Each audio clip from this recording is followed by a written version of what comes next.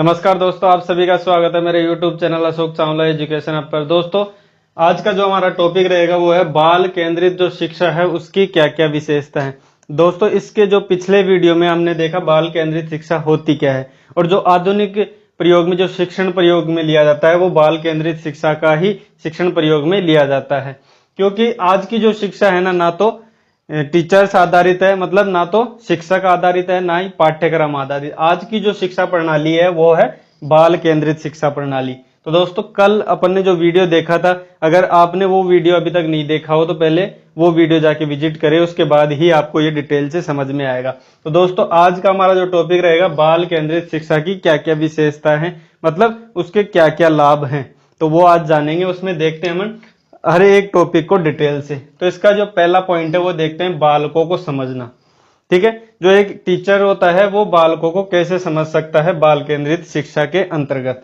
उसमें देखते हैं चाइल्ड अंडरस्टैंड, ठीक है, स्टूडेंट अंडरस्टैंड, एक ही बात है कि बालकों को वो कैसे समझता है। तो पहली बात हमने देखी थी कि जो बाल केंद्रित शिक्षा है उसके अंतर्गत ये बताया गया था कि एक शिक्षक बाल केंद्रित शिक्षण को जो प्रणाली है उसको तभी समझ सकता है, तभी बालक को अच्छी तरीके से पढ़ा सकता है जब उस शिक्षक के अंतर्गत जो बाल मनोविज्ञान है ना, जो बाल मनोविज्ञान है उसका ज्ञान अत्यावश्यक है। यानी जब तक शिक्षक को बाल मनोविज्ञान का ज्ञान पूरा नहीं होगा तब तक वो बाल केंद्रित शिक्षा प्रणाली को नहीं समझ सकता। यानी एक बालक की सभी रुचियों का विकास वो नहीं कर सकता। तो उसका खुद का डेवलप होना चाहिए बाल विकास, जो बाल मनोविज्ञान है उसके ऊपर उसकी पूरी पकड़ होनी चाहिए। यानी उसका बाल मनोविज्ञान अच्छे से पढ़ा हुआ होना चाहिए, तो ही वो बाल केंद्रित शिक्षा को विकास में ले सकता है। तो देखते हैं उसके क्या क्या लाभ है जब वो बाल केंद्रित शिक्षा प्रणाली को अपनाएगा, यानी बालकों को जब पढ़ाएगा। तो बालकों को समझना, यानी बच्चों को, जो बच्चों की रुचियां होती हैं उनको समझना, बच्चा किस क्षेत्र में कमजोर है उसको समझना, और जो उस क्षेत्र में समझने के बाद उसका डेवलप करना। ठीक है, क्योंकि बालक का जो विकास माना जाता है ना, पहले तो क्या है कि हर क्षेत्र का एक विकास माना जाता था, लेकिन जो आधुनिक शिक्षा प्रणाली है, जैसे कि मैंने बता रखा है बाल केंद्रित शिक्षा प्रणाली, वो आधुनिक प्रणाली है। उसमें यह माना गया है कि बालक का विकास तभी माना जाता है जब तक बालक का सर्वांगीण विकास ना हो। यानी बालक का सर्वांगीण विकास होगा तो ही बालक का विकास माना जाता है। तो बालक को समझना, ये हुआ पहला पॉइंट। पहला पॉइंट यही कहता है बालक को समझना, यानी एक शिक्षक को उसके बालक में अंतर्गत विकास तभी कर सकता है जब वो एक बालक को पहले अच्छे से समझेगा। यानी उसका शिक्षक का और छात्र का व्यवहार आपस में अच्छा होगा, उसके बीच वार्ता अच्छी होगी। अगर वो बालक को अच्छे से समझेगा शिक्षक, तो उसके बाद ही वो बालक का अच्छे से विकास कर पाएगा। तो दोस्तों, जो बालक का विकास है ना वो तभी कर पाएगा जब वो उसको अच्छे से समझ पाएगा, उसको अंडरस्टैंड कर पाएगा, तो उसकी रुचियों के आधार पर उसका डेवलप करता रहेगा। तो पहला तो ये हो गया। उसके बाद दूसरा देखते हैं शिक्षण विधियां। और शिक्षण विधियां कैसे सहायक होती है। शिक्षण विधियां ऐसे सहायक होती है बालक के विकास में, क्योंकि जो पुरानी पद्धति पढ़ाने की, उसमें तो क्या है कि जो शिक्षक क्या है कि बस अपने वक्ता होता था, कुछ बातें बोलता था और स्टूडेंट क्या है उनको रटता था। ये होता था पहले की जो प्राचीन प्रणाली है, उसमें ऐसा होता था वक्ता होता था एक शिक्षक, जो बस आता है कक्षा में आके कुछ बोल के जाता है, पढ़ाता है, और जो स्टूडेंट होते हैं उसको रटते हैं, यानी उसको ग्रहण करते तो करते नहीं करते।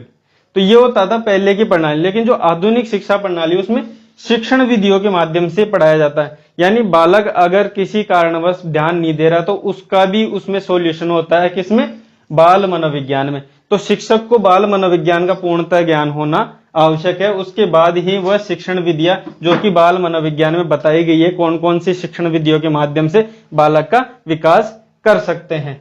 तो ये शिक्षण विधियों के माध्यम से भी बालक का विकास कर सकता है एक शिक्षक।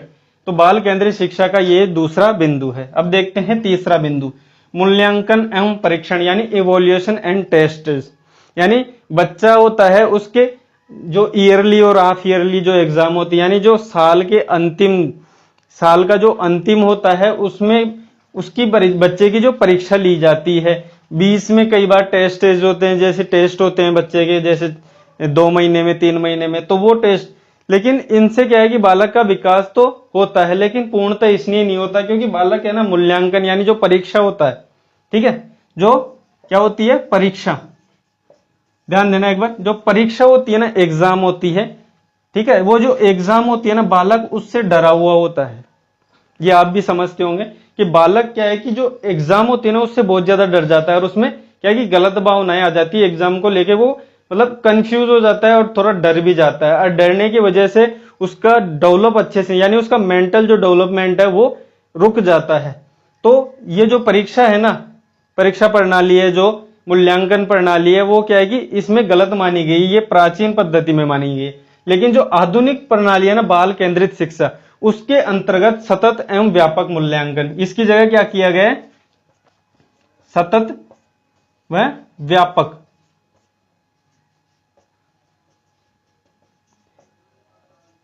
यानी पहले तो मूल्यांकन होता था, यानी परीक्षा के अंतिम में जो परीक्षा होती थी, जो पूरे साल के अंतिम में जो परीक्षा होती है वो होता था। लेकिन अब क्या है कि जो बाल केंद्रित शिक्षा यानी बालक को केंद्र रख के जो शिक्षा प्रणाली आधुनिक प्रणाली है, उसमें क्या है कि सतत एवं व्यापक मूल्यांकन पे ज्यादा ध्यान दिया जाता है। अब दोस्तों अपन देखते हैं जो सतत एवं व्यापक मूल्यांकन होता क्या है।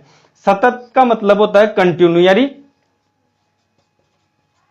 निरंतर, यानी लगातार।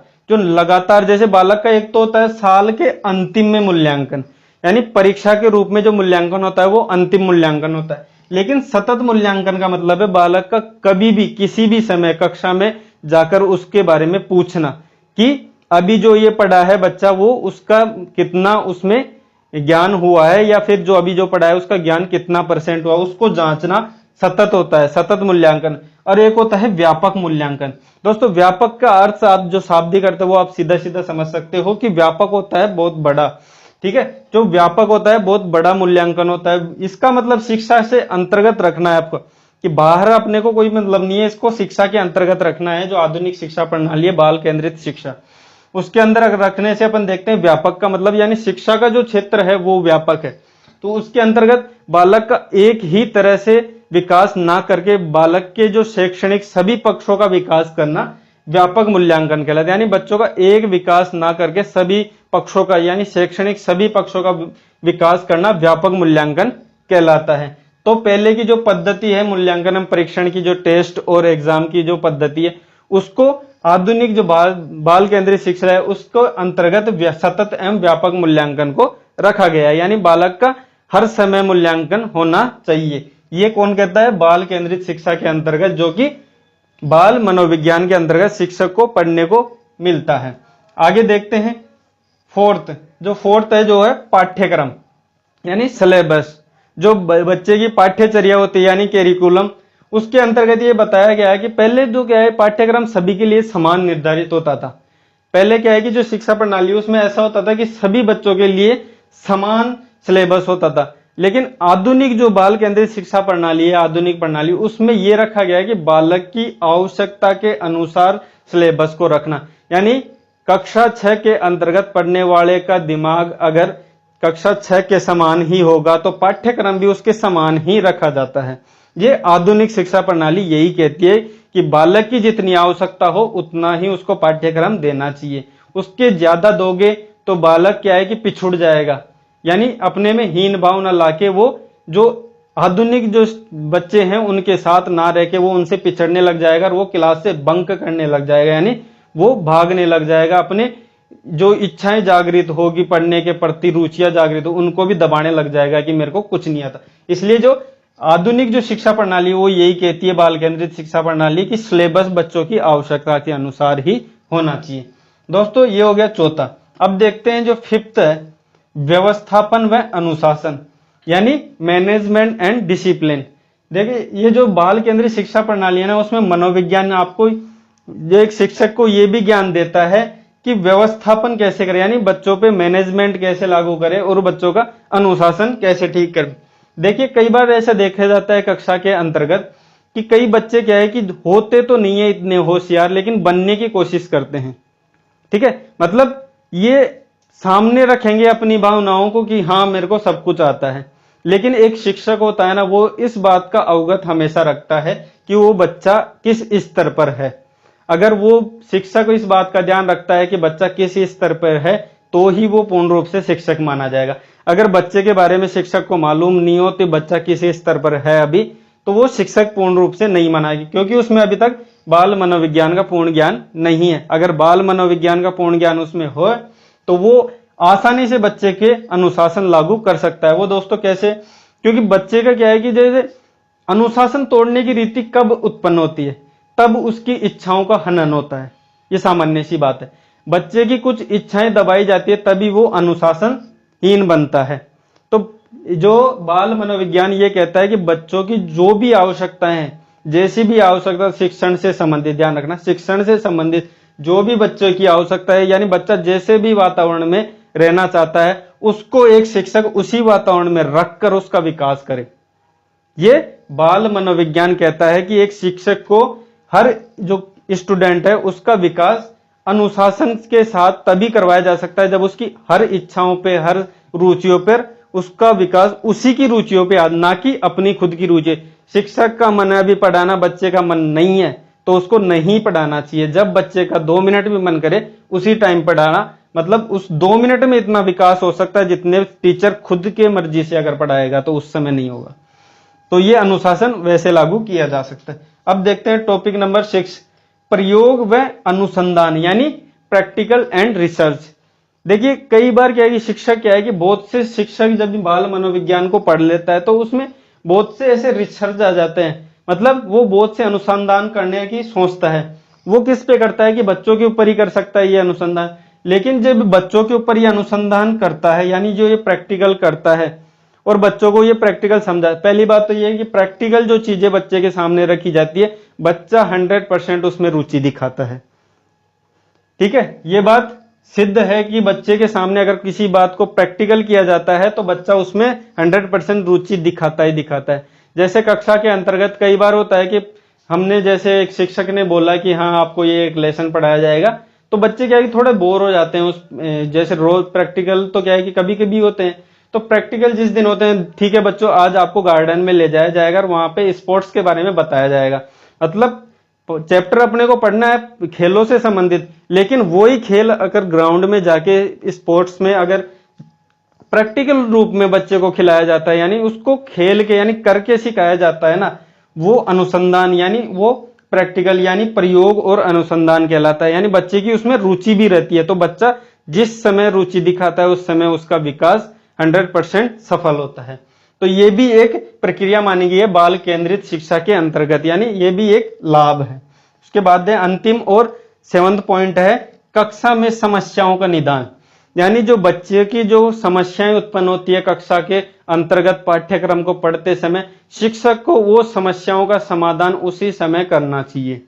ये क्या है कि जो बाल मनोविज्ञान यही कहती है कि बालक के मन में बहुत से सवाल ऐसे उठते हैं पढ़ाते समय जो कि वो कई बार सवाल कर नहीं पाता शिक्षक से। कई बार तो क्या है कि वो खुद की कमजोरियों की वजह से भी रुक जाता है, कई बार डर भी जाता है कि शिक्षक पता नहीं क्या बोलेंगे। तो इसलिए क्या है कि कई शिक्षक क्या है कि बच्चे को दबा के भी रखते हैं इस मामले में कि नहीं, एक बालक को हम जब पढ़ाते हैं तब नहीं बोलना चाहिए, लेकिन ये गलत है। लेकिन बाल मनोविज्ञान ये कहता है कि बालक को सवाल करने चाहिए, यानी हर समय सवाल करने चाहिए, चाहे बीच में कितनी भी बार करे उसको सवाल करने चाहिए बालक को, और उन सवालों का जवाब देना एक शिक्षक का कर्तव्य है। ठीक है, तो बालक क्या होता है कि चिंतनशील होता है, अगर उसकी भावनाएं दबाई नहीं जाए तो वो सवाल पे सवाल खड़े करते रहेगा और जो पाठ्यक्रम है वो उसका बहुत अच्छे से कंठस्थ होगा। लेकिन एक शिक्षक ही है जो उस पाठ्यक्रम को कंठस्थ करवाने में उसकी सहायता कर सकता है। वो कैसे कि उसकी जो भी समस्या हो उसका समाधान उसी कक्षा के अंतर्गत करना चाहिए, यानी उसकी problem solution in the class, यानी क्लास के अंतर्गत ही उसकी समस्याओं का समाधान एक शिक्षक को करना चाहिए। और ये शिक्षक को मिलता है ज्ञान बाल मनोविज्ञान के अंतर्गत, यानी बाल मनोविज्ञान अगर एक शिक्षक पूर्ण रूप से पढ़ता है तो ही वह बाल केंद्रित शिक्षा को अच्छे से समझ पाता है और उसकी विशेषताएं जो कि उसके लाभ हैं जो बाल केंद्रित शिक्षा है उसको अच्छे से बढ़ा सकता है। इन तथ्यों के माध्यम से हमने देखा कि एक शिक्षक बालकों को जो बाल केंद्रित शिक्षा है उसके लाभ क्या क्या है वो देखे हमने। तो दोस्तों आज का जो ये हमारा टॉपिक है बाल केंद्रित शिक्षा की क्या क्या विशेषता है वो हमने देखा। आपको पढ़ के कैसा लगा? अगर अच्छा लगा हो कमेंट करके जरूर बताना। बाकी वीडियो देखने के लिए आपका बहुत बहुत धन्यवाद।